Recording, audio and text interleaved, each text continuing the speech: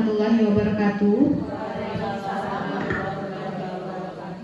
Selamat siang dan salam sejahtera kepada yang terhormat Ketua KKG Kecamatan Kotosala, yang terhormat kepada peserta diseminasi budaya positif, ibu-ibu guru dari Kecamatan Kotosala, dan yang terhormat khususnya kepada Ibu TK Islam Bakti 86 dan majelis guru. Alhamdulillahirabbil alamin. Puji syukur kita panjatkan kepada Allah Subhanahu wa taala karena taufik dan hidayahnya kita semua dapat berkumpul pada siang hari ini dalam acara diseminasi budaya positif.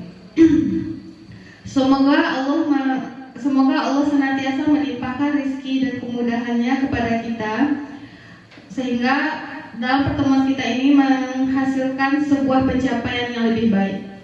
Salawat serta salam, marilah kita haturkan kepada junjungan kita Nabi Muhammad SAW.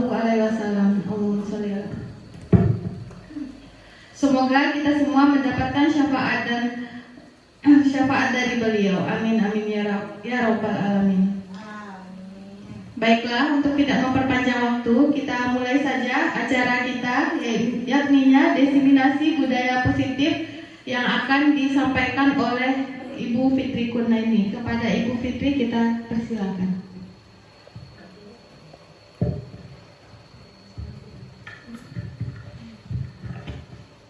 Terima kasih. Bismillahirrahmanirrahim. Assalamualaikum warahmatullahi wabarakatuh. Semangat ibu-ibu. Mana semangatmu? Kalau saya bilang semangat, jawabnya semangatnya 3 kali. Semangat ibu-ibu. Semangat. Baik, saya ulang lagi ya. Assalamualaikum warahmatullahi wabarakatuh.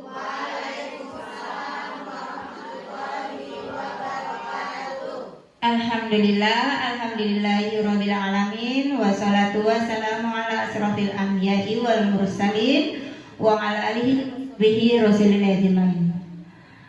Puji syukur kehadirat Allah Subhanahu wa taala yang mana pada siang hari ini kita semua diberi kesehatan, kenikmatan dan karunia sehingga kita bisa menjalankan aktivitas seperti biasanya, yaitu kegiatan rutin kita bulanan KKG bulanan yang diadakan di TK Islam Bakti 89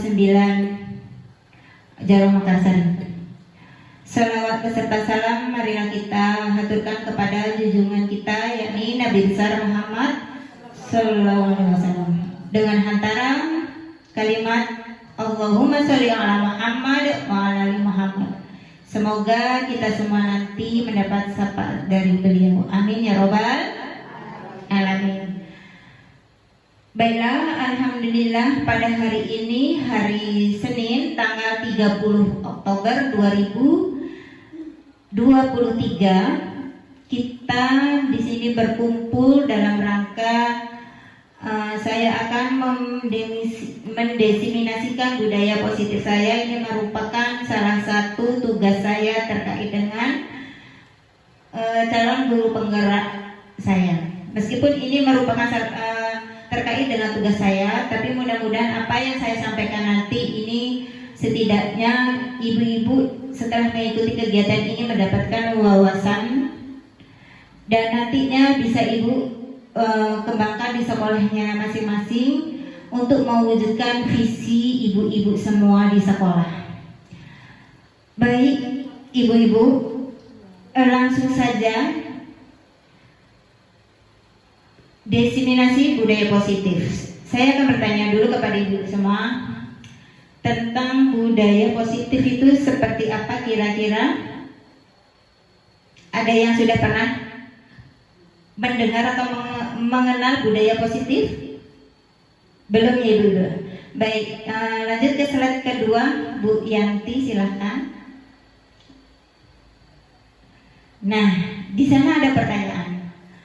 Apakah ibu-ibu setuju bila yang satu, memberikan hukuman dapat disiplinkan siswa? Siapa yang setuju?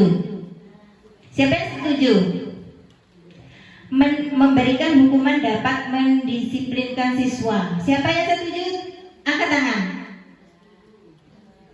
Kalau tidak setuju, coba siapa yang tidak setuju? Ayo Bu, nggak apa-apa, keluarkan aja suaranya. Berarti Ibu sepakat tidak setuju ya? Baik, yang kedua, pemberian hadiah meningkatkan prestasi siswa. Siapa yang setuju? Setuju semua? Ada yang tidak setuju? Siapa yang tidak setuju? Ada? Tunjuk tangan. Tidak ada, berarti sepakat semuanya setuju. Pertanyaan yang ketiga, guru harus mampu memberikan solusi setiap siswa yang masalah. Setuju? Setuju. Yang keempat, guru berperan sebagai teman bagi siswa. Setuju semua? Baik. Nah, terkait dengan pertanyaan itu nanti Bu akan mendapatkan jawab. Kira-kira jawaban Ibu sudah tepat atau belum? Baik, kita lanjut slide selanjutnya. Nah, apa itu budaya positif? Budaya positif itu perwujudan dari nilai-nilai atau keyakinan universal yang diterapkan di sekolah. Sekarang saya mau bertanya, kira-kira nilai-nilai positif itu apa saja Bu yang kita ketahui? Nilai-nilai positif. Apa yang sudah kira-kira Ibu ketahui? Padahal sudah setiap hari Bu di sekolah. Ada yang tahu Bu, apa saja nilai-nilai positif yang ada pada anak didik kita atau ada pada diri kita? Belum ada yang tahu ya? Nilai-nilai positif itu seperti kejujuran. Apa lagi Bu? Betul, ya itu nilai positif juga. Apa lagi? Kejujuran, empati. Apa lagi Bu? Toleransi, ya. Berbagi, itu juga nilai positif. Apa lagi Bu? Menolong, itu juga nilai positif juga. Nah, nilainya ada macam-macam. Ada apa tadi Bu? Toleransi, mau berbagi, disiplin, gotong royong, itu juga nilai positif. Jujur. Nah, selanjutnya Bu, konsep-konsep inti untuk menerapkan budaya positif. Nah, nanti kita akan mempelajari disiplin positif, motivasi perilaku manusia, keyakinan kelas atau sekolah, kebutuhan dasar manusia, juga posisi kontrol guru. Nah, dari 1, 2, 3, 4, 5 itu kira-kira mana yang belum pernah Ibu dengar? Mana Bu? Mana yang belum pernah Ibu dengar? Sebenarnya masih ada lagi di bawahnya itu Bu Yanti, geser ke bawah. 1, 2, 3, 4, 5, 6 Mas. Yang paling bawah segitiga restitusi. Mana kira-kira dari 6 itu yang belum Ibu dengar? Kata-katanya yang mana? Segitiga restitusi. Baik, nanti kita akan sampai di sana. Apa itu segitiga restitusi? Lanjut Bu Yanti. Nah, sekarang kita akan melakukan permainan. Ibu boleh berhadapan, cari temannya berdua-dua. Berdua-dua, cari temannya berdua-dua. Ayo, Bulan boleh sama Bu B berdua. Jadi permainannya kita seperti ini. Permainannya cobalah buka. Ini satu menggenggam tangannya, satu menggenggam tangan kita sendiri. Satu aja Bu. Temannya yang satu tidak menggenggam. Jadi satu saja yang menggenggam. Nah, di kepala tangan kita itu bayangkan yang kita pegang ini adalah suatu benda yang berharga. Entah itu harta, entah itu uang, entah itu apa, tapi itu yang jelas sangat berharga sekali bagi kita. Nah, sekarang coba minta temannya untuk membuka. Nah, kalau kita punya harta, punya sesuatu yang berharga, tentu kita menggenggamnya sangat erat ya Bu ya. Genggam erat, coba. kita sambil bayangkan bahwa yang kita pegang ini adalah suatu hal yang berharga bagi diri kita, bisa berupa benda, suatu rahasia yang hanya kita saja yang perlu tahu. Nah, jadi anggap teman kita itu mengiming-imingi hadiah, mengiming-imingi ini sogokan. Nah, jadi gini, ayo, nanti kamu saya kasih uang, nanti kamu saya kasih hadiah kalau kamu mau membukanya. Nah, coba Bu, suruh temannya untuk membuka. Ayo. Susah. Oh, susah. Tidak mau buka. Nah, yang kita genggam itu tadi apa Bu? Sesuatu benda yang berharga, lalu kita menjaga benda tersebut dengan sekuat tenaga kita. Orang mau membujuk, mau menghardik, mau mengintimidasi, mau memarahi atau menggoda, bahkan kita keliti-keliti aja kita tetap pegang sekuat tenaga. Itu artinya apa? Siapa yang bisa menjelaskan? Mempertahankan hartanya. Ia pintar. Nah, jadi yang memegang kontrol tangan kita itu siapa? Apakah diri kita atau teman kita? Siapa? Oh, diri kita sendiri. Baik. Nah, sekarang begini ya Bu ya. Baik diri kita sendiri yang bisa membukanya atau orang lain yang akan membukanya, itu tergantung diri kita sendiri. Jadi kita sekarang posisinya adalah sebagai kontrol di diri. Kita yang mengontrol diri. Mau orang membukanya, mau diri kita sendiri, kitalah yang mengontrol diri kita sendiri. Sesuatu hal yang berharga itu tadi. Seperti itu ya Bu ya. Lanjut Bu Yanti, slide yang kedua. Nah, pergeseran paradigma teori kontrol oleh Dr. William Glasser. Yang pertama, ilusi guru mengontrol murid. Kita sebagai pendidik itu tugasnya adalah mengontrol murid. Yang kedua, ilusi bahwa semua penguatan positif efektif dan bermanfaat. Yang ketiga, ilusi bahwa kritik dan membuat orang merasa bersalah dapat menguatkan karakter. Nah, kita kadang berpikir bahwa kita mengkritik atau membuat orang merasa bersalah ketika orang lain melakukan kesalahan. Kadang-kadang kita nggak sadar kan, mengkritik dan membuat orang sampai merasa bersalah dapat menguatkan karakter. Padahal itu benar apa salah Bu? Benar apa salah Bu?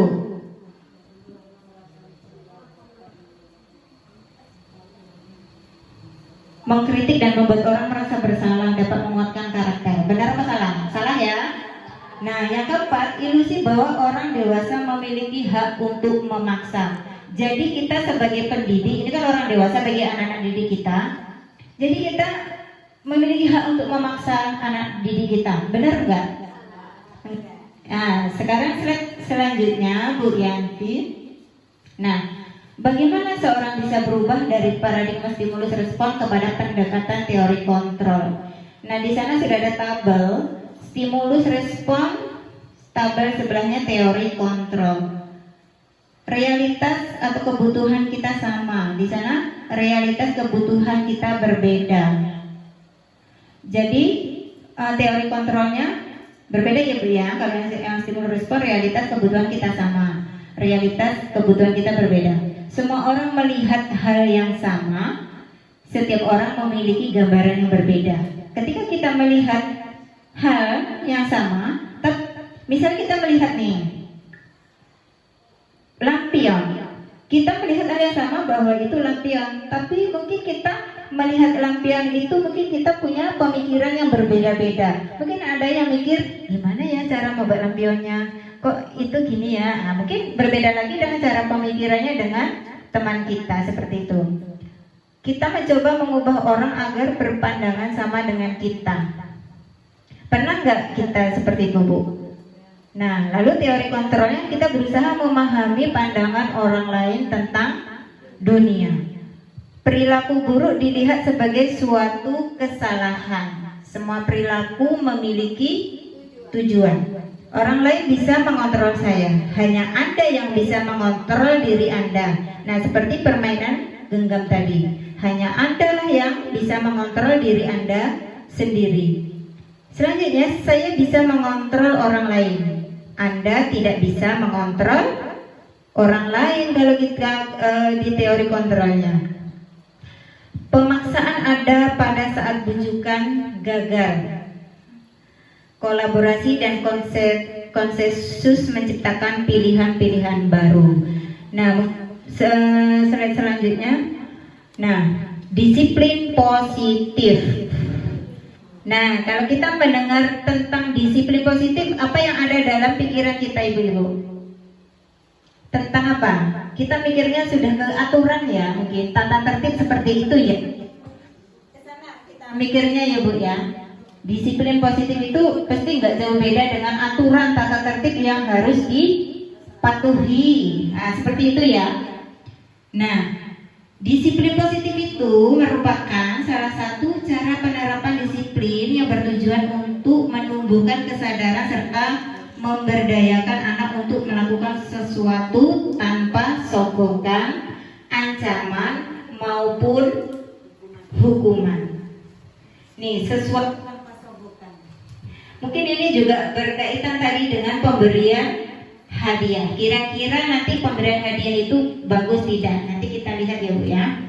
Nah, yang selanjutnya, slide selanjutnya. Nah, disiplin positif itu juga berkaitan dengan nilai-nilai kebajikan universal. Nilai-nilai kebajikan universal itu juga berkaitan dengan profil pelajar Pancasila. Ibu masih ingat profil pelajar Pancasila ada berapa dimensinya? Betul, ada 6. Ada apa saja, Bu? Beriman, bertakwa kepada Tuhan Yang Maha Esa dan berakhlak mulia. Kebinekaan global. Lagi, Bu? Bergotong royong, kreatif, bernalar kritis dan mandiri. Selanjutnya, Bu Yanti. Nah, sekarang kita belajar motivasi perilaku manusia. Motivasi perilaku manusia itu ada 3. Yang pertama, menghindari ketidaknyamanan atau hukuman. Yang kedua, mendapat imbalan atau penghargaan. Yang ketiga, menghargai diri dan menjadi apa yang mereka inginkan. Selanjutnya. Nah, ini tentang hukuman konsekuensi restitusi. Ini hukuman. Murid atau anak belajar menyembunyikan kesalahan. Benar nggak, Bu, kalau anak kita ketika dia berbuat kesalahan lalu kita berikan hukuman, nanti pada akhirnya anak akan tidak mengakui dengan kesalahannya. Jadi nilai kebajikan apa yang kena? Nilai-nilai positif apa yang kena? Tidak jujur. Lalu kalau konsekuensinya, kalau disiplin konsekuensinya murid anak belajar taat peraturan. Nah, yang restitusinya itu murid atau anak belajar memecahkan masalah. Jadi ketika yang ini yang hukuman, lalu disiplin ada konsekuensi sama restitusi. Kalau konsekuensi tadi murid atau anak belajar taat peraturan. Kalau diselesaikan dengan secara restitusi, murid atau anak belajar, kita bimbing anak itu ketika melakukan kesalahan, murid atau anak belajar jadi guru membimbing anak untuk memecahkan masalah. Sebab apa, Bu? semua kesalahan anak didik kita itu pasti punya tujuan. Mau kesalahannya yang baik atau buruk, dia pasti punya tujuan. Entah tujuannya itu entah baik, entah buruk. Jadi di sana kita akan mengetahui bagaimana kita sebagai guru, apakah kita menghukum atau memberikan konsekuensi atau restitusi. Nah, mungkin kita lanjut saja yang lagi, Bu. Nah, itu boleh disilang, Bu, yang atas.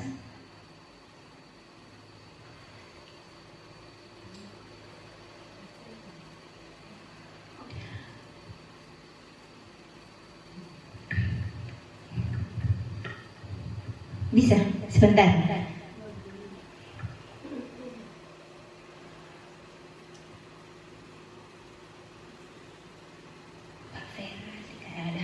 Sudah. Kita lanjut ya Ibu-Ibu. Berdasarkan bagan tersebut, berikut penjelasan tentang hukuman, konsekuensi, dan restitusi. Hukuman adalah tidak terancam, bersifat satu arah, bisa hukuman psikis atau kata-kata kasar. Sedangkan konsekuensi bersifat terencana dan sudah disepakati. Bentuk-bentuk konsekuensinya dibuat oleh guru atau sekolah. Sedangkan restitusi adalah proses menciptakan kondisi bagi murid untuk memperbaiki kesalahan mereka, sehingga mereka bisa kembali kepada, tolong bagian bawahnya Bu Yanti. Sehingga mereka bisa kembali kepada kelompok mereka dengan karakter yang lebih kuat. Ini menurut Gosen 2004. Boleh selanjutnya Bu Yanti. Nah, di atasnya lagi Bu Yanti, masih ada di atasnya lagi, slide atasnya ini. Enggak ada. Coba lagi bawah. Terlampau atas sedikit. Lagi. Nah, sekarang kita mau belajar tebak-tebakan ya Bu, ke atas sedikit. Nah, ini Bu, Ibu boleh berpendapat, ini hukuman atau konsekuensi. Pilih aja, soalnya pilihannya cuma 2. Mencatat 100 kali di dalam kalimat, saya tidak akan terlambat lagi karena terlambat sekolah. Itu termasuk hukuman atau konsekuensi? Mana Bu? Hukuman. Ibu, memang ini jam rawan, tapi paling tidak kita tunjukkan semangatnya mana ini Bu. Hukuman ya, sepakat hukuman. Coba yang hukuman tunjuk tangan Bu. Mana yang hukuman? Yang konsekuensi? Berarti selebihnya konsekuensi ini. Hukuman apa konsekuensi? Hukuman atau konsekuensi? Konsekuen. Busia konsekuen. Oh gitu ya. Ya, lanjut nomor 2. Lari mengelilingi lapangan basket 2 kali karena terlambat hadir di sekolah. Hukuman atau konsekuensi? Hukuman. Sekarang cepat lagi soalnya ya. Membersihkan coretan yang dibuatnya di meja tulis. Hukuman apa konsekuensi? Hukuman. Oke. Murid diminta untuk push up 15 kali karena tidak menggunakan masker. Hukuman. Berjemur di lapangan basket pukul 12 siang karena mengobrol dengan teman, termasuk hukuman apa atau konsekuensi? Konsekuensi. Oke. Berdiri di depan kelas sambil mengangkat kaki 1 karena tidak bisa menjawab pertanyaan. Hukuman. Jadi yang konsekuensi cuma berapa tadi ya? Cuma 2. Nah, perlu Bapak Ibu ketahui, kalau hukuman itu bersifatnya ke fisik. Kalau konsekuen bersifat ke, dia bukan ke fisik. Iya. Diberi tugas mencatat kembali itu tadi. Jadi yang push up, yang lari, yang berjemur itu bersifat fisik, itu adalah hukuman. Jadi jawabannya udah ada di bawah itu Bu. Tuh, membersihkan coretan yang dibuatnya di meja tulis. Konsekuensi. Ya.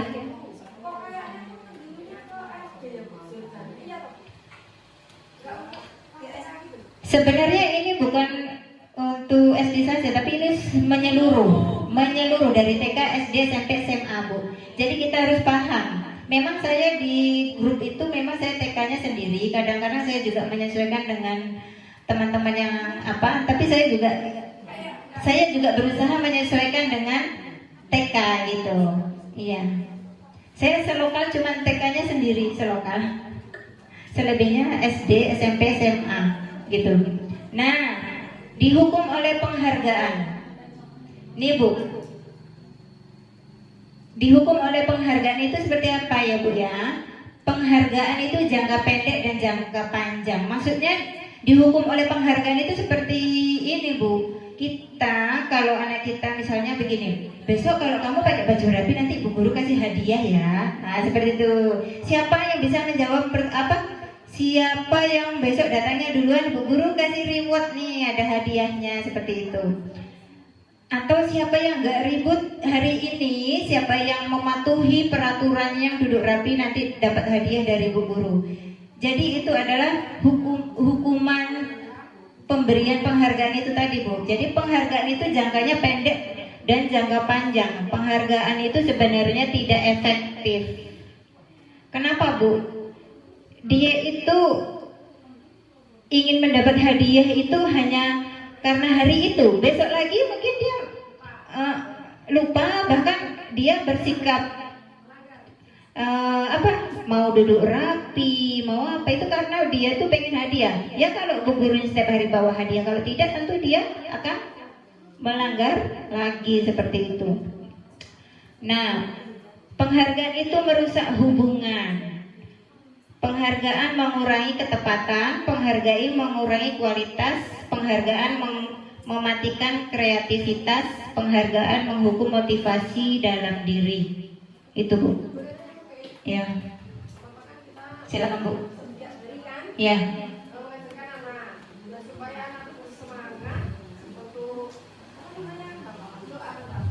Memberikan reward.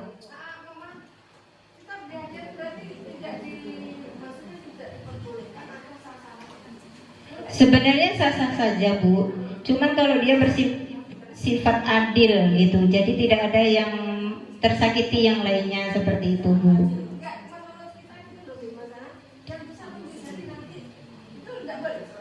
Itu sebenarnya bukan hukuman itu reward. Iya sebenarnya itu hukuman itu reward. Oke.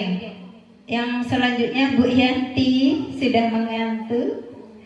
Kita sebentar lagi. Nah, kalau dulu kita setiap kelas misalnya kita pajang nih tata tertib atau aturan kelas B1, B2 seperti itu Bu ya. Tapi kalau kali ini nggak nampak. Biasanya kita ada tata tertibnya ya Bu ya. Kalau dulu kita peraturan kelas. Nah, kalau sekarang itu namanya keyakinan kelas. Peraturan itu biasanya dibuat oleh siapa Bu? Guru untuk murid. Nah, mengapa keyakinan kelas? Mengapa bukan peraturan kelas? Coba Bu slide selanjutnya. Nah, sekarang saya kasih pertanyaan. Mengapa kita memiliki peraturan tentang penggunaan helm saat mengendarai kendaraan roda 2 atau motor? Apa alasannya? Iya, supaya aman. Aman berarti berkaitan dengan keselamatan. Mengapa kita memiliki peraturan tentang penggunaan masker dan cuci tangan setiap saat? Apa tujuannya? Iya, tentang kesehatan. Nah, ini Bu, keyakinan kelas itu dibuat berdasarkan kesepakatan antara guru dan murid. Seperti itu. Kalau peraturan itu dibuat oleh guru untuk murid yang bersifat satu arah. Nah, kalau peraturan itu apa yang ada dalam pikiran kita pasti pernah kita apa ya Bu ya mendengar ini dilanggar, ya kan? Kalau keyakinan kelas, pernah nggak keyakinan kelas untuk ditaati? Baik. Nah, yang dulunya peraturan kelas sekarang diubah menjadi kalimat positif, yaitu keyakinan kelas. Keyakinan kelas itu lebih memihak kepada murid ya Bu ya. Sekarang kan kurikulum merdeka harus berpihak kepada murid. Slide selanjutnya Bu Yanti. Nah, bagaimana prosedur pembentukan keyakinan kelas atau sekolah? Ini perlu sekali ibu-ibu wali kelas ketahui. Yang tadinya kita membuat peraturan tadi, mari kita ubah menjadi keyakinan kelas. Caranya bagaimana? Yang pertama, kita persilahkan warga sekolah atau siswa kita untuk mencurahkan peraturan yang akan disepakati bersama. Nah, kita minta murid-murid kita nih, halo anak-anak, kita akan membuat keyakinan kelas. Kira-kira keyakinan kelas kita apa saja ya? Misalnya contohnya ini, nanti ada anak nggak boleh buang sampah sembarangan, nah, kan ada seperti itu. Terus tidak boleh berkata kotor, tidak boleh mengganggu teman, seperti itu Bu ya biasanya. Nah, setelah kita minta anak-anak kita untuk mencurahkan apa peraturan sekolah tadi, kemudian kita mencatat semua masukan yang datangnya dari murid kita. Yang ketiga, kalimat-kalimat yang telah dibuat oleh anak-anak tadi kan masih bersifat negatif, lalu kita ubah menjadi kalimat positif. Misalnya seperti ini Bu, tadi kan anak-anak kita ada yang mengajukan tidak boleh buang sampah sembarangan, itu masih negatif. Sekarang kita ubah menjadi kalimat positifnya seperti apa? Kita ubah kalimat positifnya itu seperti ini Bu. Gimana? Membuang sampah di tempatnya. Nah, seperti itu ya, membuang sampah di tempat sampah. Kalau ini tidak boleh berkata bohong, kita ubah menjadi kalimat positifnya gimana? Kita membuangnya kata tidak boleh. Kata tidak bolehnya kita buang. Iya benar, berkata yang jujur, berkata yang baik. Pokoknya intinya itu kata-kata tidak boleh itu tuh kita hilangkan Bu. Itu memakai kalimat negatif. Lalu tinjau kembali curahan pendapat yang terkumpul dan susun menjadi keyakinan kelas atau sekolah. Yang 5, tinjau ulang keyakinan kelas yang sudah tersusun tadi 3 atau sampai 7. Lalu yang ke-6, meninjau dan menyetujui dengan menandatanganinya. Siapa yang menandatangani ibu-ibu kalau sudah selesai tadi dibuat keyakinan kelas? Tentu kalau keyakinan kelas itu ditandatangani oleh guru kelas. Nomor 7, keyakinan kelas ditempel di dinding agar bisa dilihat oleh anak-anak. Jadi nanti kalau ada yang melanggar, nomor berapa? Seperti itu. Jadi diingat oleh anak-anak terus. Baik, slide selanjutnya. Nah, ini 5 posisi kontrol guru. Ada penghukum, pembuat merasa bersalah, pemantau, teman, manajer. Kira-kira mana yang pernah kita lakukan dari 5 itu Bu terhadap anak kita di sekolah? Semuanya pernah. Benar. Sebagai penghukum, pembuat merasa bersalah. Ya, baik, kita lanjutkan saja. Nah, penghukum itu seperti apa Bu? Menghardik, menunjuk-nunjuk, berkecap pinggang, membentak, hukuman fisik atau verbal. Nah, dampaknya apa Bu? Dampaknya anak menjadi pendendam. Aku nggak mau sekolah lagi karena ibu guru itu suka marah-marah, suka bentak-bentak. Nah, anak tidak menyukai mapel tertentu, ini untuk kelas yang tinggi. Mungkin bisa jadi tadi anak tidak mau sekolah karena sudah dibentak-bentak sama bu guru, karena sudah dimarah-marahin. Besoknya nggak mau sekolah lagi. Nah, pembuat merasa bermasalah. Ini kata-katanya seperti apa Bu? Suara lembut namun menyalahkan siswa. Nah, terus guru menyatakan kesalahan pada siswa dan guru menderita. Ini contohnya seperti ini ya. Kata-katanya ini lembut tapi nyelekit gitu. Nih, Ani, tadi kan Bu Guru sudah bilang kalau belajar duduk rapi. Kamu loh gak mau dengerin Ibu. Nah gitu aja anak kita sudah sakit hatinya seperti itu. Nah dampaknya apa? Membuat siswa akan merasa bersalah, rendah diri dan menarik diri. Nah itu dampaknya. Lalu yang selanjutnya, posisi kontrol guru yaitu sebagai teman. Guru bersikap ramah, cenderung guru bersenda gurau untuk menghangatkan suasana. Dampaknya apa Bu? Murid bergantung pada satu orang, membuat siswa tidak mandiri. Nah, seperti itu. Terus posisi kontrol selanjutnya sebagai pemantau. Nada bicara dan ekspresi datar. Identitas berhasil, pemantau tetap memantau saat siswa diberi sanksi. Dampaknya apa? Menghitung hadiah atau hukuman yang diberi tanpa melihat nilai kebajikan. Tidak sepenuhnya mandiri. Nah, yang terakhir Bu Yanti.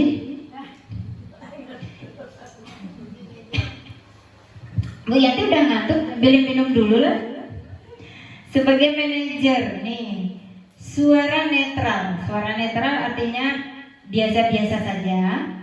Tercipta identitas positif atau berhasil, mengajukan pertanyaan bermakna, membantu siswa memecahkan masalah. Terus dampaknya siswa mandiri, percaya diri memecahkan masalah. Nah dari posisi 5 posisi kontrol tadi, kira-kira ibu-ibu mana yang tertarik? Mana yang tertarik? Manajer. Sepakat manajer. Ya. Jadi dari yang paling cocok, yang paling pas itu manajer. Yang tadinya semuanya sekarang jadi manajer Ibu ya. Mudah-mudahan kita bisa menerapkan di sekolah kita masing-masing ya Bu ya. Nah, slide selanjutnya Bu Yanti.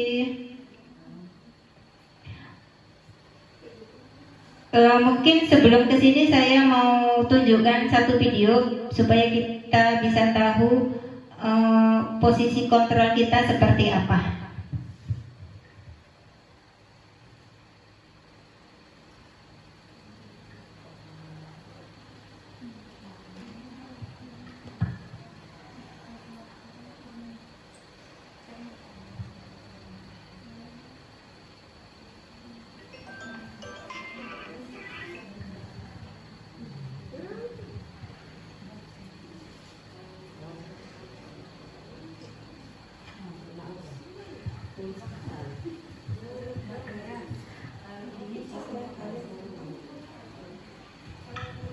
Kepada kebutuhan dasar hidup manusia. Kebutuhan hidup manusia itu pada dasarnya ada 5.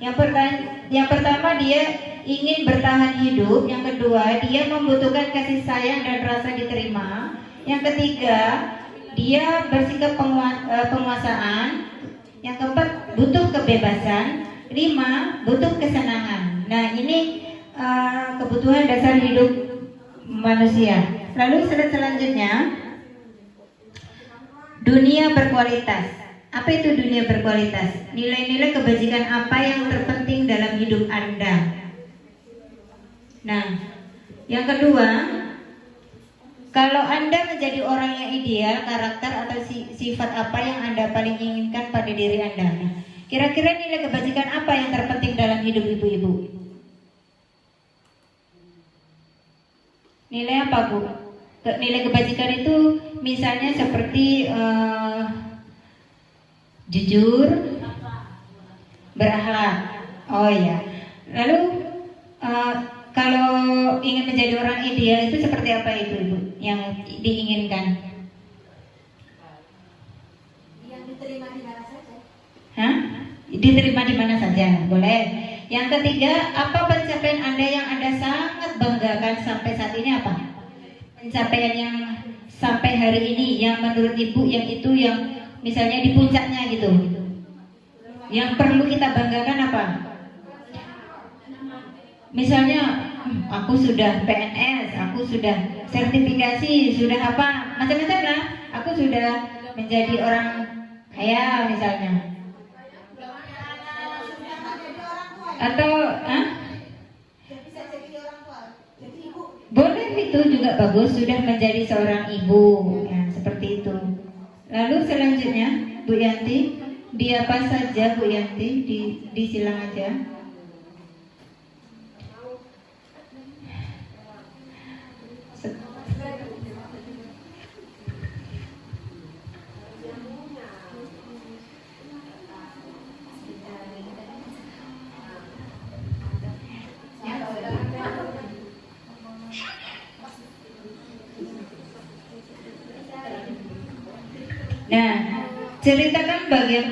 Nah, ceritakan bagaimana perjalanan hidup Anda, di mana Anda merasa itulah titik puncak hidup Anda. Tadi Bu, ceritakan Bu, titik puncak Anda adalah menjadi seorang ibu yang baik ya, baik. Yang kelima, apa yang paling bermakna dalam hidup Anda? Apa yang paling bermakna Bu? Betul, ketika berkumpul bersama keluarga itu hal yang sangat bermakna sekali. Selanjutnya Bu Yanti.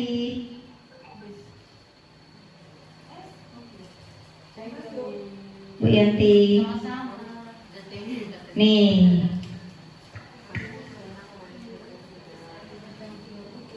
Aku senang main kejar-kejaran dengan ibu guru, seru kata anak-anak.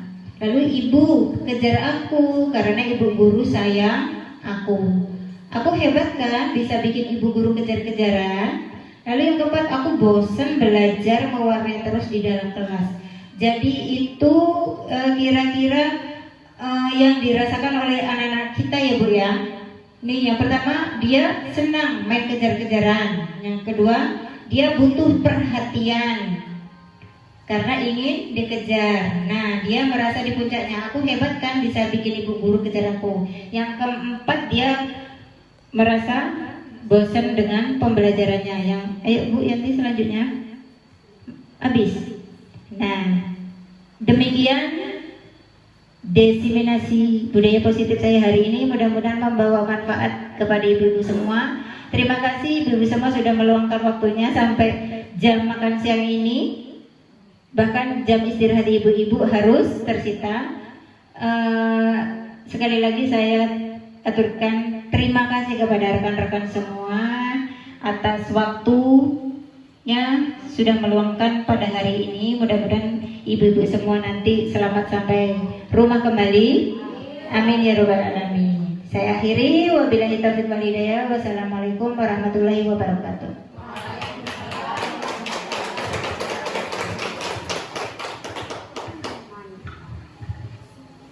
Demikian materi diseminasi disiplin positif yang disampaikan oleh Ibu Fitri Kurnaini. Sebelum acara saya tutup, saya selaku pembawa acara jika ada salah perkataan dan perbuatan, saya mohon maaf. Wassalamualaikum warahmatullahi wabarakatuh.